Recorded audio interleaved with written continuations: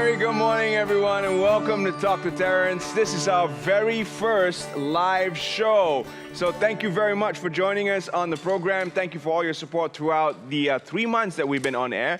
And we're going to get started in talking about two very important topics, 2Bs, Banje and budget. But before that, this is our musical legend in the house, Sri PERAMBALAN ARUMUGAM. Thank you very much, sir, for joining us. And you've got your daughter Brenda with you, and also accompanied by our very own Jazz. So we're going to get started. Thank you for being here. This is our very first live on Talk to Terrence. Don't go anywhere.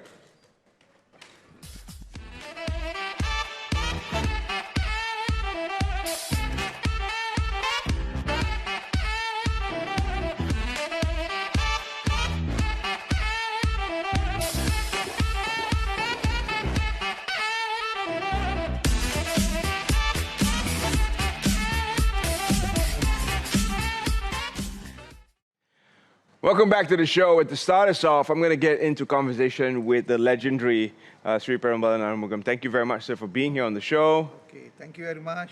Good morning to everybody in the studio as well as the audience. And first and foremost, we want to understand a little bit about your music. How long have you been performing and why have you gravitated towards the flute? Okay, my journey in the music is about 63 years. I started playing the flute at the age of 8, and till now I'm still playing. I'm now 71 years old. Wow. So what is special about the flute for you, sir?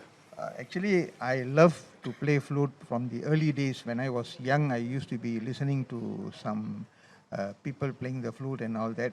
From that day, I thought myself that I should be playing the flute and I want to be a flutist one day. All right. Next, I would like to understand a bit about your gift to Malaysia. Nada Seruling, which is a composition that you have prepared especially to celebrate our 65th Merdeka and our 59th year as a country. What gave you the idea for Nada Seruling? Actually, this Nada Seruling started by my daughters, Brenda and Lishani. They are the one who told me that, you know, since I've been long in the musical field, I should be doing something for the country. So they decided that I should compose a tune for the country, that is the patriotic song. So they asked me to compose, then I decided, okay, what have I been doing for the country after a long time in the musical field? So then I thought, okay, right, now I'm going to do a composition for the country, and that's how it started with Nada Seruling. Right, I'm going to quickly run over here and talk to Brenda. Brenda, how long have you been playing? Hi, good morning. I've been playing for about 20 years now. And this is your favorite instrument, sitar? Yes, of course. Oh, wow. It's beautiful to hear you here. Thank you for joining us live. Help us understand, how did you inspire Dad to come up with Nada Seruling? You know, actually, we love our country so much. So that's where we came. Me and my sister, actually, both of us, we approached our dad. We told him that we should do something for the country. Why don't you compose a song for the country? And actually, he did a composing for the country, and it turned out very well. So where can our viewers get the song? Where can they listen to it? Okay, you can go to our YouTube under the page Nada Seruling, and you can actually listen to the song. If there are viewers out there watching right now who are inspired after seeing you perform alongside your legendary father to pick up a classical musical instrument, how difficult or how easy is it to start? Well, it's all by practice. If you practice, nothing is difficult. So where can they get? Can they like, you know, reach out to you, slide into your DMs, ask you, you know, to teach? Of course, yes. Yeah. Yes, they can. So how can they find you on Instagram or Facebook? Okay, they can go to AVIMAT page, AVIMAT music page, and then they can look for us. So we have classes there. So my father will be teaching flute, and I'm on sitar and vocal, and my sister will be teaching violin and vocal. Nice. So please reach out to them, and who knows, you could be on the same stage one day performing with them. This has been very special. Thank you very much for joining us, guys. You will be performing towards the end of the show as well, so stay with us at the very end. We're going to have the legendary, one and only PERAMBALAN ARUMUGAM here alongside his daughter Brenda. We are going to get into our first topic right away, so Jazz, take it away.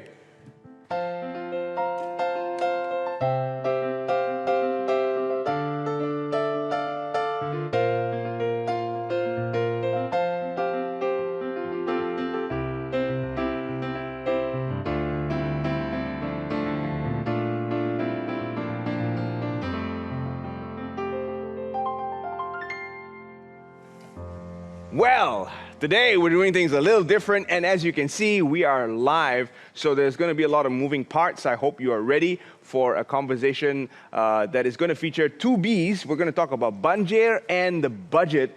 Banjir, of course, I know we're all very familiar with the devastation of the floods, especially one as great as what happened just recently. We also have had tragedies in 2014 where the entire nation was galvanized to try and help, but of course we know what happened with disaster tourism that year. It was very sad to see. So I know we've learned lessons from both tragedies. That's why we're here in this session to start talking about the banjir before things get a little too out of hand. It's already raining here in Kuala Lumpur, so I'm not sure where the weather gods are at with putting the floods this year. It's always towards the end of the year. How prepared are we? We have three guests. Dr. AJANTHA, who is the Deputy Director of Operations and Coordinations with the National Disaster Management Agency, NADMA. Thank you, Doctor, for joining us. We also have Associate Professor Dr. ZAINAL, who is joining us from the International Islamic University. He's going to be putting the focus on the academic side of things. He's also done a lot of work on the ground. And an activist joining us all the way from up north. He has come down south to be here with us in Kuala Lumpur. Thank you very much, my bro FARID. You are here for the very first time on To Terrence. I want to start with you, Dr. AJANTHA, and NADMA. Sure. So, what is our national plan for floods as far as NADMA goes? Okay, as far as for NADMA, we always have a national plan for flood, but probably this time a little bit more aggressive from what we had previous year. I mean, you saw the December, nobody was expecting that kind of flood. Everybody knows it's going to be, it's flood season, but the way it hit us was really big. So there are a few things, few learning curves for not only NADMA, I would say it's for everyone, including the public, the state government, the district officer, as well as for NADMA. And a lot of learning curves. Now we are all out. We do this actually annually, but we are all out to all the states having tabletop exercises where we actually invite the commanders who are police, the bomber, the APM, and the district officers, and we lay out the whole scenario and see how are you supposed to respond, who should you call, who is responsible, things like this, so they have a clearer picture. Right. So last year, I mean, towards that experience, floods hit places which were never flooded before. Correct. Yeah. So understandably, I mean, we were caught off guard. But is there today an exercise being carried out to help address those situations where you face an instance that areas which were not commonly flooded are now impacted? So how do you galvanize NADMA and other agencies to respond in situations where you can't predict? So I guess NADMA is working together with all the other agencies because previously we were focusing more on East Coast because every year East Coast is the one, the boats were all there waiting, but suddenly there was a big hit in Shah Alam. In fact, Shah Alam, it does flood every year, but probably up to the ankle or knee level, and no one expected to be that high. So I guess it all comes to preparedness. When I say preparedness, it's not only NADMA's role, I guess it's the public's role as well.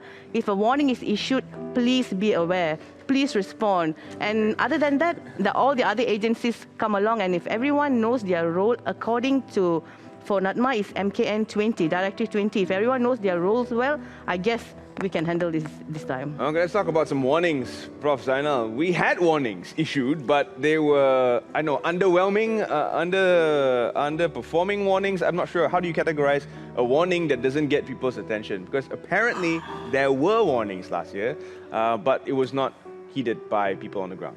The way I see is that how high level of warning that you give. If the people are not fully conscious, if the people are not fully triggered and prepared for this, they won't be acting on it immediately, quick enough. Yeah. But the other thing that I see, listening what AJANTHA was saying, is that it sounds like we are more prepared this year. But let's see on the ground whether we may have heard this before, but on the ground we seems to be not prepared. The same like many other crises as well. We say that we are prepared for this. We've got agencies prepared for this. But when the event took place, we caught red-handed. So this is the kind of thing that I say, you can give the warning, but if it is not widespread enough, and it doesn't trigger a lot of attention from the people, it won't serve the purpose. So I guess if you look at it from research that we've been doing, capacity building, education for disaster management, I think a lot more need to be done. Right. Farid, you're on the ground all the time. I mean, when a disaster like this hits, you responded alongside with your fellow activists. You were out there helping people, giving out food. What was it like? What was it like during that situation? I think the humanity of the people in Malaysia, all together, multi-race, helping each other. I think this is what we call Malaysian lah. Helping together, togetherness with us. So I think the preparation in terms of people to facing the disaster, I think is very slow, very lag.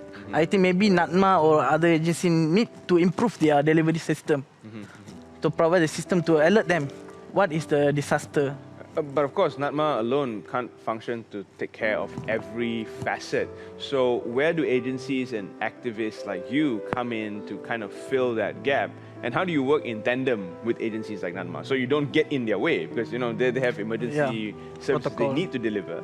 And we all saw what happened in 2014. There was a huge jam going off to the East Coast. Everyone wants to help, but it seems like they were defeating the purpose and getting in the way of emergency services being delivered. So how does this work, the harmony between NADMA and people such as yourself? Okay, I think maybe NADMA itself must give some freedom to the NGOs, because when the NGOs want to help the people, they have facing a lot of procedure. So they will need to take the permit. So I think this is a issue that going around, which is the NGOs want to help the people, the flood victims, but the NADMA and all the agencies said you cannot go in. You must fill up the form and blah blah blah like this. Okay, NADMA, could you kindly respond to that, Doctor? Yes, definitely. So what happened is, during disaster, we have zoning, like red zone, green zone, and things like that. So we can't actually risk these NGOs going into the red zone. For example, you know, during the flood, people wanted to go in to help. What if there are electric cable underneath, you know? In the enthusiasm of helping, they become a bigger disaster than the disaster itself. So, but I really appreciate the NGOs coming up and helping, and NADMA is really looking serious into it. So we have this thing called Rakan NADMA, where we have a lot of NGOs registered now. So if you want to talk about the past, it's going to be more and more, you know, problems. But let's talk about the future. Right. In future, this Rakan NADMA together with the NGOs will address this issue in a more systematic way, where they will actually come to the right place and request for the right kind of assistance. Right. For example, what happened in Shah Alam, all the things were thrown on the ground. I was one of the people as a volunteer to help at the time. I was not with NADMA at the time, you know. So I was there. I saw all food packets, like thousands of food packets, clothing, diapers were all wet with flood. So poor coordination leads to that as well. So I hope moving forward should be better. So NADMA needs to be that central agency, right? Because I think that although everyone wants to play a part, we need to acknowledge the fact that there needs to be coordination. So there has to be one single agency that can galvanize all this. But before we get into talking about better coordination, politicians, I know it's a sensitive subject, Prof, and I've asked you to kind of think about this. When they respond, it's 10 politicians in a rescue boat going out to survey the situation. I mean, 10 politicians in a rescue boat, so who are they trying to rescue? And we also see politicians who wear designer clothes, go on a walkabout. It's not just Malaysian politicians, mind us. We're talking also about Yingluck Shinawatra in Thailand. Once upon a time, she showed up to a flood relief center in Prada boots, not quite the right attire. So when politicians respond, how do you think, as an academician, should be the way forward? In the first place, I mean, thinking about this and looking at all those social media hype up about all this thing, I was thinking that should we be giving them the attention? Because we know that they need that kind of attention rather than helping the people. No, they want. I don't know whether they need it. Sorry. They want the attentions, yeah? But how far can we expect help, and how much can we expect them to happen if how many times of them would go down to the ground and know the real issues. They would come down immediately to the during the event, but before that, they need to know what's happening down there. Yeah, I mean, handout is good, immediate help is good, but then before that, they need to somehow have a look at what actually the problems on the ground. So I guess there are good politicians, definitely. Yeah? Don't deny, we don't deny that. But there are the ones who, like you said, stand in a boat. Instead, we should be helping, sending more people, be helping down the ground rather than having them in the same boat, and we don't know how much can do. You're being fair because you're on the ground. I know some politicians came up to you and say, can we tag along? Can we be the voice for your NGO?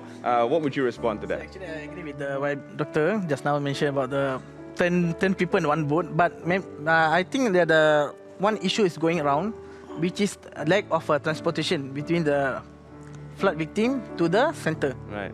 So I think NADMA need to think about that. Okay. So for the politician, I think not all the politicians in the same boat, like the 10 people. Not all of them are in the same boat. Okay. Some of them, very, for very example, well put. YB Kasturi itself, she always, because the Parliament Bertekam have a few hotspots place which is affected by the flood. So she's always promoting and then how to campaign, how to helping the people in terms of food rations, hygiene kits, sanitary pads, all like that. All right, so this is an example of how I guess we should move forward. Now let's talk about coordination under NADMA. How has NADMA set things up so that there's no logging of heads butting of heads during the actual disaster management, and things move forward in a more seamless manner? Okay, I think as for coordination, probably it's easier to understand what is NADMA's role at which level. Right. Okay, that's level 1, level 2 and level 3. I think many do not know this. Level 1 is, when it's just a small taman, a small place having flood and all that, is just level 1. They should just report to the authorities there and things like that.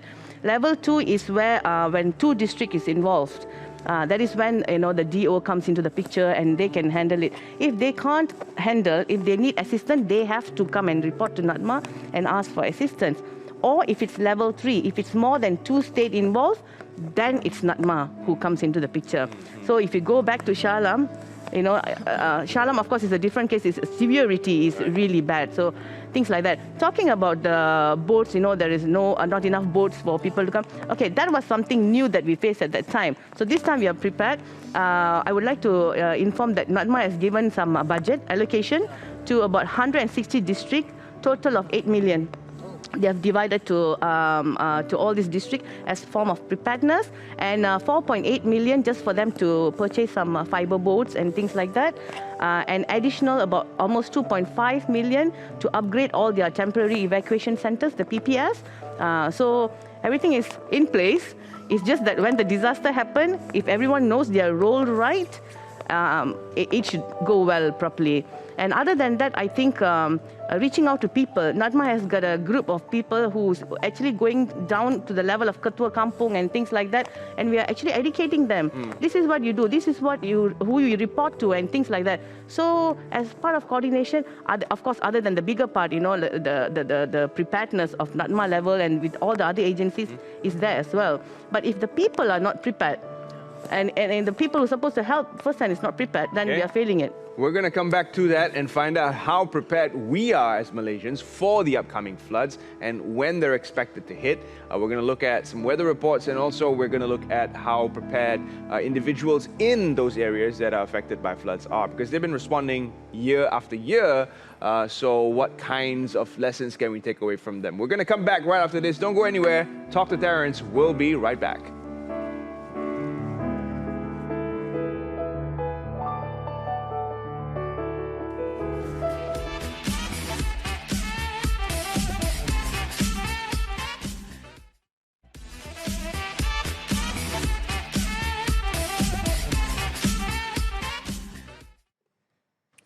Welcome back to the show. Thank you for staying with us on Talk to Terrence. Towards the end, we're going to have a very first question and giveaway, so stay with us to the very end. Right now, we're talking about banjir, the floods that have been happening in Malaysia every single year. And in fact, some out-of-the-box thoughts have been put on this table in terms of galvanizing more considerable support for NADMA and making them the central agency for managing things on the ground. But there is one factor that's very unpredictable, the weather. Prof, we've had unpredictable weather not just in Malaysia, but around the world. So what are your thoughts on this factor of unpredictability? Because recently in Baling, I believe, 3 lives were lost in a shock flood incident. And no one was prepared for that. I mean, no one expected it. It came out of the blue. I would agree that much if we say that we don't prepare for that. I mean, we are not warned about it. I mean, climate change is a 2 key word that's been around for a long time. I mean, the worst we are getting now is just because that the climate change is getting more serious. But shouldn't we be prepared all this while? I mean, we should have, yeah. But so taking that note, I guess what needs to be done, we are proud. We've got to recognize NADMA picking this up, yeah. But the other thing that needs to take place is that the coordinations is definitely. I mean, pardon me, I need to respond to that coordination issues because I think this is a script that has been going on for the past many years. Every time we talk about flood, it will be 3 C's: the coordinations, the communications, and the collaborations. So the coordination, to me, is the most important one. So this time around, if we talk about the weather, the change, I mean, the intensity of the weather, we know it's getting worse, it's definitely getting worse because activities in climate change. But how much are we doing the coordination among us? I'm talking about agencies that not conventionally been approached. Let's say, for example, in our research, what we're doing is the triple helix approach. Like, for example, 3 of us now, the government agencies, the universities, and the publics and the NGOs. Right. I'm wondering how much is this kind of platforms is taking place on the ground. I mean, these are real issues, bottom-up issues. You cannot be asking top-down approach to be solving these problems. You need a bottom-up approach that really galvanizing the peoples. Because I think last year we see this keyword coming up that people are taking up the role of responsibilities, the agencies. Why is that happening? And there is also a highlight that's come up saying that worst coordination ever. We know the weather is the worst one, but then that word coordination has been up for every year. So how different is script this year? Right. So before Doctor responds to that, I want to ask Farid a little bit about how prepared NGOs are, because weather is also something that you have to monitor. Because if you're going to do this, if you're going to help agencies like NADMA, you have to be equally prepared. How prepared are NGOs? How well trained are NGOs in handling situations of crisis? Okay, from time being, I think all the NGOs are already prepared. But I'm very curious about the people, like what the Puan AJANTHA said just now, the preparedness of the people. So I want to share about the Nippon Communication Foundation from Japan. They already do the one research regarding the people. You know, as we know that at Japan it's frequently happen the disaster. So only 33% from the population are not prepared for the disaster. In Japan? In Japan. Right. So see how they are educate themselves, they preparedness very well. So I think every house must prepare at least one emergency bag, which is include hygiene kit, aid kit, food ration, maybe food like instant food, flashlight, something like that. Instead of waiting for it to be handed out by agencies and NGOs. So let's come back to NADMA for the final word on this. I mean, weather is really unpredictable. How are we monitoring the weather situation through the meteorological reports, and how is NADA coordinating based on these predictions? Yeah, so as usual, Malaysia is always monitoring. They are in fact issuing a warning. There is also this app now called My Cuaca. If you can download the app, you can also get the weather forecast. So despite the warning being issued, please don't take things lightly. Right. Don't think that it's okay, I got this every year, I'm good to go. It's not like that. Because things can just, how we have new norms with COVID-19? Right. So have a new norm of being prepared. Okay, this is from the public side. And secondly, please know who you should call. Let me just tell everyone that the first person you should actually call if there is a flood is police. Call the police, okay? Because police are the commander. And they will take charge and they will know what to do. They will know where to seek assistance and when to alert NADMA. Okay, so first thing first is that. Other than that, the NGOs, as what we say, it's good that they're helping, but I guess this time is going to be a bit more coordinated because we have NGOs coming up to NADMA and requesting for disaster trainings. Yeah. So together with the SMART team, search and rescue team, they've actually had a few trainings what to do and what not to do in disaster areas. So I presume that with all this education and knowledge and awareness, things will be better at this time. And we are working very closely with JUPEM, where this GIS system, we have NDCC, where we can monitor the flood, real lifetime. We can see how bad is the flood until where it's covered. So even if it's level 1, level 2, we can still do the monitoring and advise people on ground doing it. When it's level 3, of course, NADMA, we ourselves have to be on ground helping.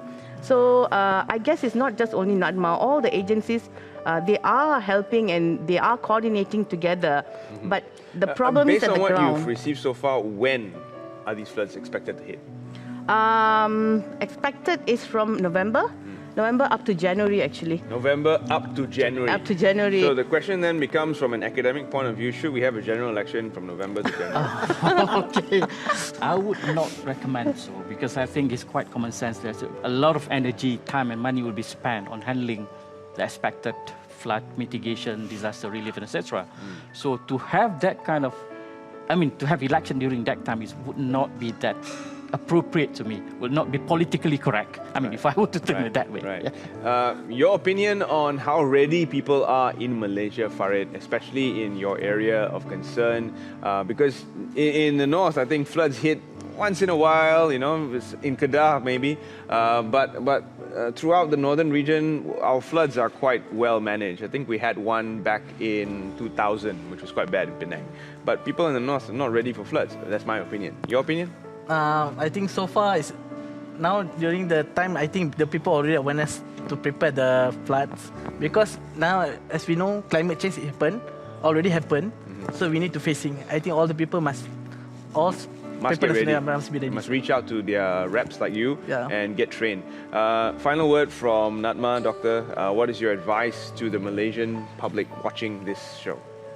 I think my advice to the people is leave when you have to leave. Don't just wait, trying to grab more and more things and all. Because I was there and we had the boat and we are calling people out of the house and they were like, no, I don't want to leave my house. Without water, without food, they just refuse to leave. So please do not have this kind of attitude. Be ready to save your life first, then you can save the rest of the people around you. Okay. So that awareness from people should be there. Another thing I think is quite challenging is we go around Malaysia to every state educating the district officers and the police and things like that. They are well aware, what are the roles of the commander, what's the role of the district officer. But after some time, people change. Right. And the knowledge, the passed out of knowledge should be there. I think that's my request. Actually. All right, please reach out to NADMA if you have any questions on how to get ready for floods and how you can be assisted if that happens. Thank you very much, Farid. Thank you very much, Prof. ZAINAL. Thank you, Dr. AJANTHA, for joining us on the program. And we're going to take a short break. When we come back, we're going to put the focus on the next B, the budget, and we're going to try and dive into education, which takes up the largest chunk of the budget every year. How effective are those allocations? We'll be back to answer those questions. Don't go anywhere.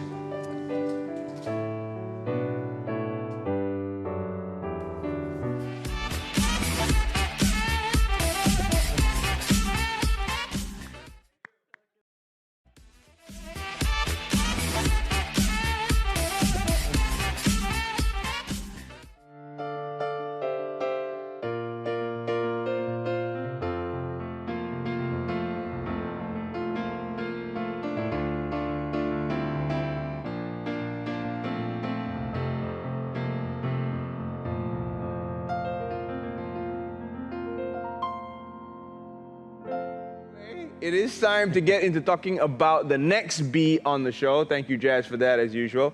It's the budget, and we're going to try and put the focus on the education.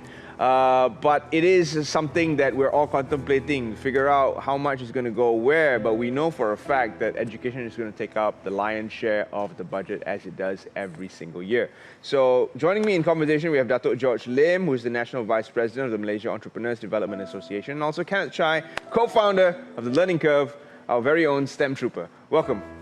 Pleasure to be here. Thanks for Thank you. inviting. Thank Dato', so I want to start with you and Okay. ask you about your take on the global economy, because that's going to factor in to everything we do here. Yeah. What's the climate like out there? There are three areas, I think. The first area, it could be the growth issue. And then for the growth issue, we look at the COVID issue and then the war that's happening to us. Yeah. I'm looking at what could we done about this, looking at how can we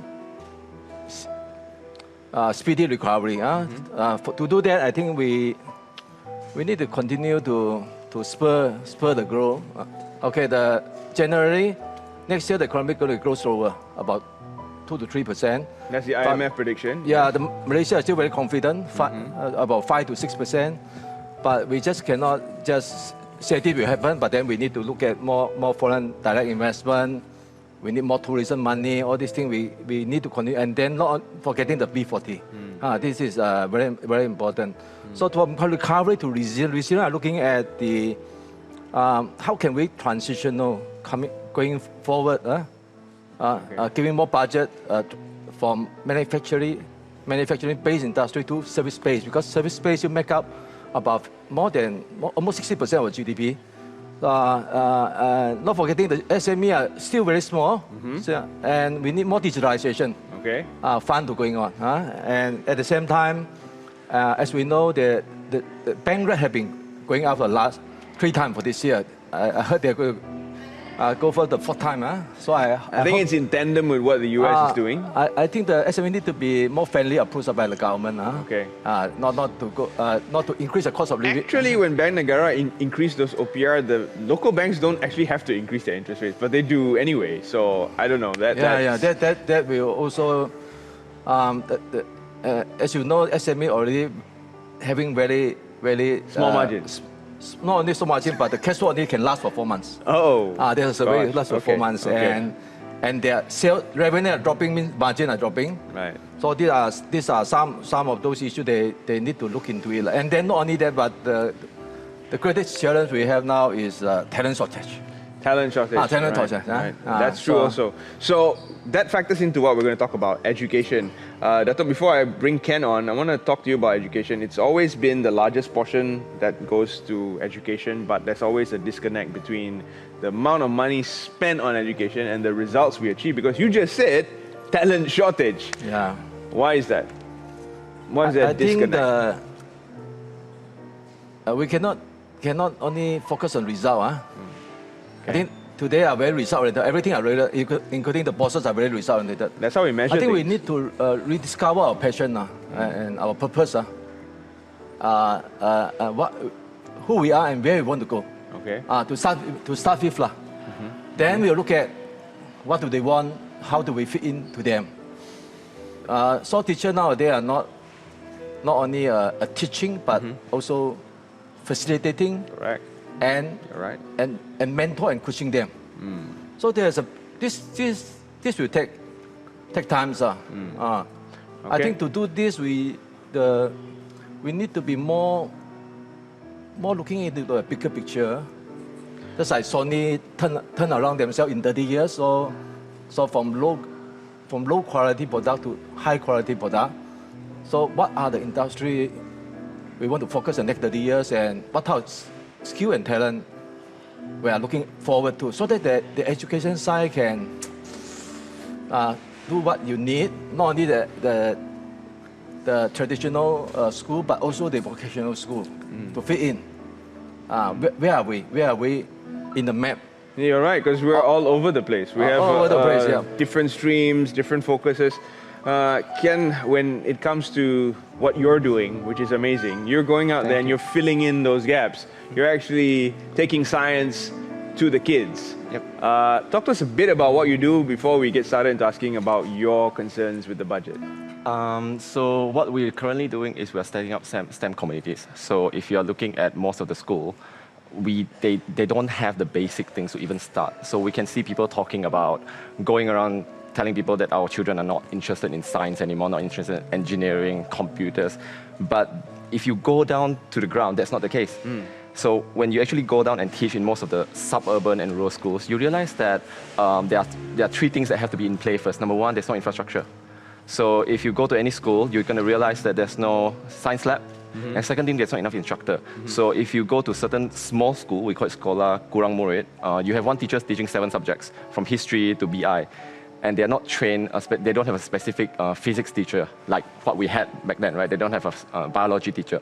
And if you don't have that kind of teacher, they do not go into science stream. There's no science stream to begin with. Right. So we're blaming the wrong thing. We're barking the wrong tree here. We're blaming the students not interested in, and they're not going to become doctors, but we never go down and actually find out why. So when we look at the portion of budget that we spend on education, right? Huge. Some metrics have actually calculated we spend more Yes. than Japan, more than Singapore. Yeah. You know, Yeah. that is a huge amount of money.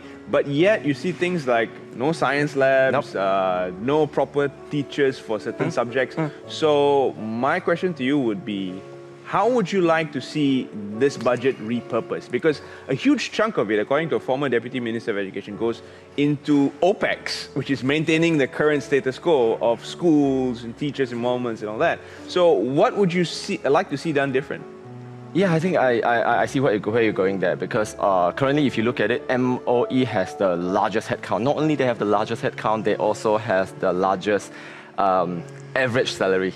So let's look at MOE, right? We have about 600,000 headcounts and average about 60 to 70,000, and that's set to increase. And not only that, after health and army, MOE is the 3rd highest contract hire. So a lot of it are put into OPEX.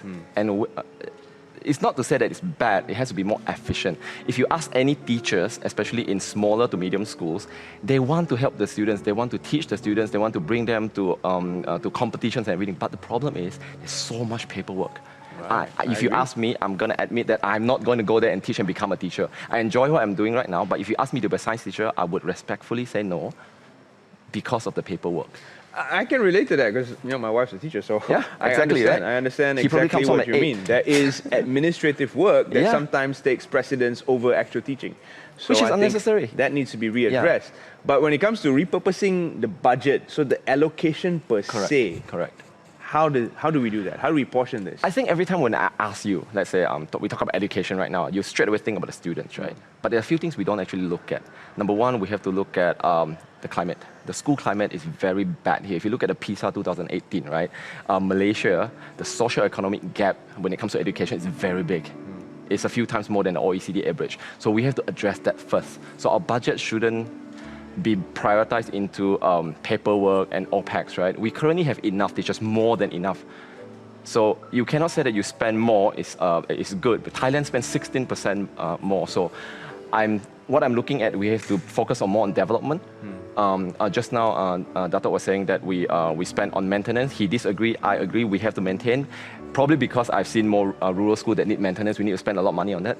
If their school is flooded, and then the third is climate, development, growth of the teachers. We don't spend enough to grow our teachers. Our teachers do not want to teach anymore. Have you seen the recent news? Especially after COVID, a lot of teachers are asking for early retirement. Right. That is not good. These are the good teachers that are leaving. Right. Because they're burdened with hybrid system. They have to teach online, offline. They have to actually Yes. come up with curriculum for No, both, a lot of which teachers is are- different. Yeah. So, Dato, I want to Yeah. ask you, how are our regional budgets coping? I mean, you've seen this region, you kind of travel a little bit. What are our neighbors doing different? I think coming back to the school and I think there's too many fund for the government want to create entrepreneur. So we're coming from an entrepreneur association. Too many I- funds for government trying to create entrepreneurs. To many agency. Okay. Many okay. agency. Okay.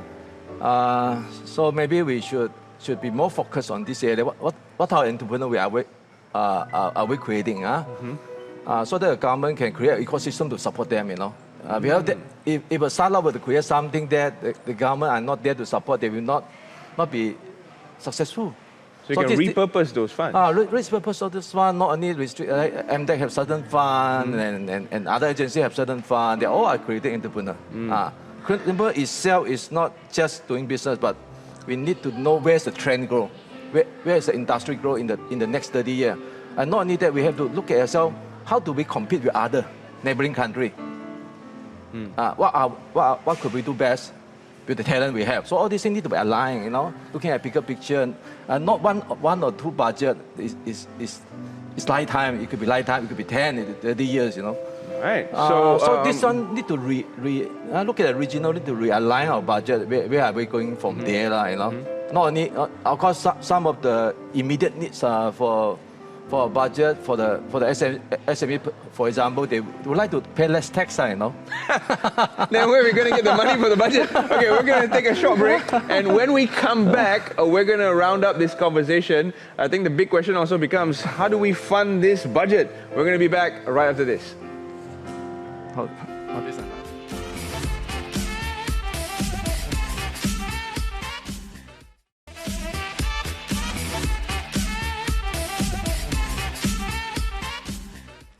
Welcome back to the show. Topic where I don't know whether we'll find all the answers in one conversation. We are trying to figure out how to repurpose the educational portion of the budget to help train better talent to fill those gaps that I thought you were talking about. So, Ken, from the perspective of someone who's on the ground, in one of the states where people say it's geographically very hard to build schools, to build infrastructure, Ken is based in Sarawak.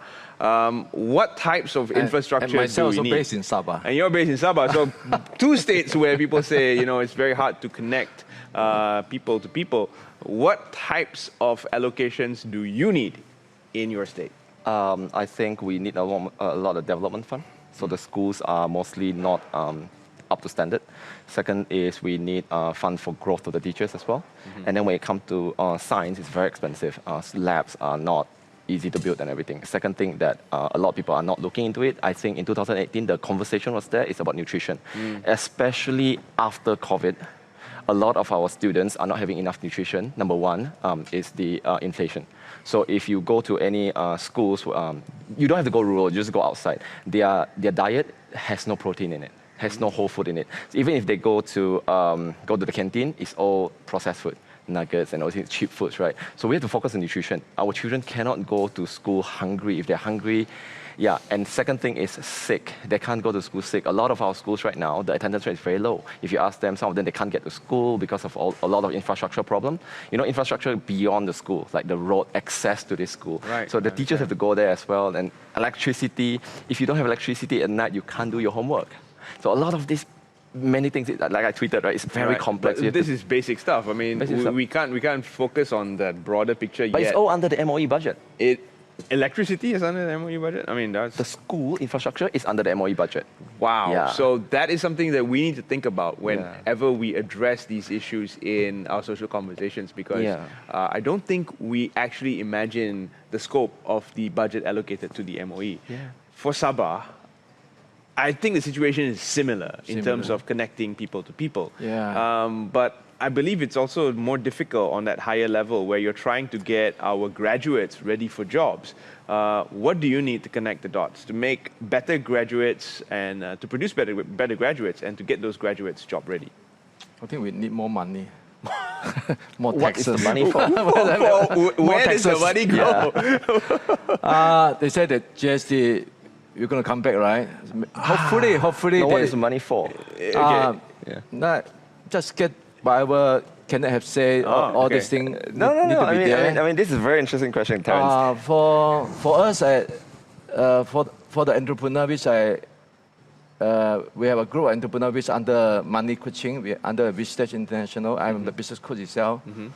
So we specific coaching. I would like to have more students coming from a good character, a good mindset, not knowing the result, but able to adapt in the environment we're adapting together. Because the things are moving so fast, we need to be more resilient, and then we need to be more conversation, more interaction. Where are we going? Do you want to go with me or not? And also all these things, they need to be ready in the workforce together with us. And that's where we not only that, we want the people who are ready mindset, but we also want to know, like Sabah, the only thing having the SME is tourism. Of course, tourism also help out the retail. Okay.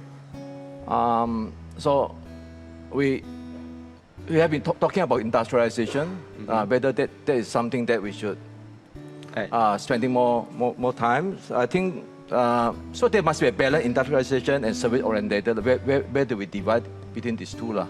Okay. Because we're very far from the federal, so a lot of, just like when I come for this show, I have to come all the way to KL. So hopefully there's certain thing we need. It can be more support. Right. More localized, more support.